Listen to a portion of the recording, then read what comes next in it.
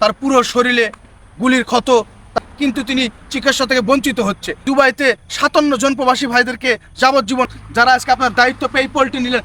প্রিয় দেশবাসী, সকল প্রবাসী ভাইদের পক্ষ থেকে জানাই সালাম, আসসালামু আলাইকুম। কিছু কথা না বললে না, বুক ভরা কষ্ট নিয়েই আজকে আবার কথা বলতে হচ্ছে আমাকে। আমারই এক ছোট ভাই, আমার বাসা বগুড়া জেলাতে, আমার এক ছোট ভাই আন্দোলন করা অবস্থায় আমার এক ছোট ভাই গুলিবিদ্ধ, তার পুরো শরীরে গুলির ক্ষত, তার পা থেকে মাথা পর্যন্ত তার গুলির ক্ষত। সে আজকে বগুড়া জেলার নানা রকম ক্লিনিক, হসপিটাল, আমাদের ডক্টর ক্লিনিক, মেডিকেল, ঠেঙ্গামারা, আরও অনেক ক্লিনিক আছে। সে আজ চিকিৎসার জন্য দাঁড়ে আজ প্রত্যেকটা আজকে হাসপাতালে যাচ্ছে, কিন্তু তিনি চিকিৎসা থেকে বঞ্চিত হচ্ছে। এর কারণ কি? আমি এর সুষ্ঠু তদন্ত জানাই, আমি এর সুষ্ঠু তদন্ত, সুষ্ঠু বিচার চাই।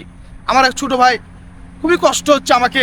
তারা পুরো শরীরে আজকে সে গুলিবিদ্ধ। সে কি অপরাধ করেছিল? সে তো দেশকে স্বাধীন করার জন্যই তো সে আজকে মাঠে নেমেছিল। তাই আজকে চিকিৎসা থেকে বঞ্চিত। আর আমরা যারা প্রবাসী ভাইরা আছি, আমরা আজকে দুবাইতে 57 জন প্রবাসী ভাইদেরকে যাবজ্জীবন কারাদণ্ড করা হয়েছে। তারা কি অপরাধ করেছিল? তারা কি চুরি করেছিল? তারা কি কোনো মেয়ে এনে ধরা গেছিল? তারা কি কোনো নেশায় আসক্ত?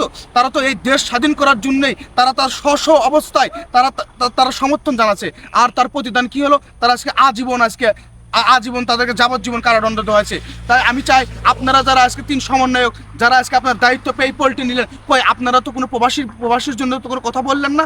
আমরা যারা প্রবাসী আছি, আমরা টানা 60টা দিন আমরা পরিবার থেকে বিচ্ছিন্ন হয়েছি, নেট বন্ধ করে দেওয়া হয়েছিল। আমরা দেশকে রক্ষা করার জন্য আমরা রেমিটেন্স বন্ধ করে দিয়েছিলাম।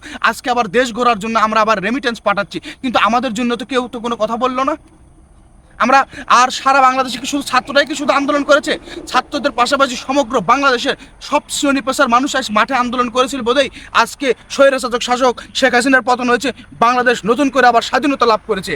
আর আমার ভাই, বিশেষ করে আমার খুবই কষ্ট হয় যে আমার ভাই আন্দোলন করতে যায়, আজ আমারই ছোট ভাই আন্দোলন করতে বগুড়ার 7 মাথাতে তিনি আজকে সন্ত্রাস বাহিনীর, পুলিশ বাহিনীর গুলি খেয়ে আজ তিনি হাসপাতালে, তিনি আজকে কাতরাচ্ছে। আজকে তিনি মৃত্যুর সাথে পাঞ্জা লড়ছে।